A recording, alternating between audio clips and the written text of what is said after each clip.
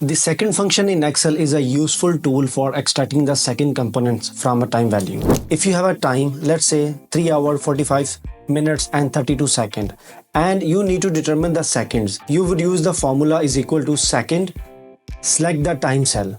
Now hit enter and it returns 32, representing the seconds in 3 hours 45 minutes and 32 seconds. It's ideal for time-sensitive tasks like recording exact event times, trends in time-based dataset, and perform calculations or comparison based on seconds. Give this a try and let me know if you like to learn anything in Excel. I'll make a video tutorial based on your comments.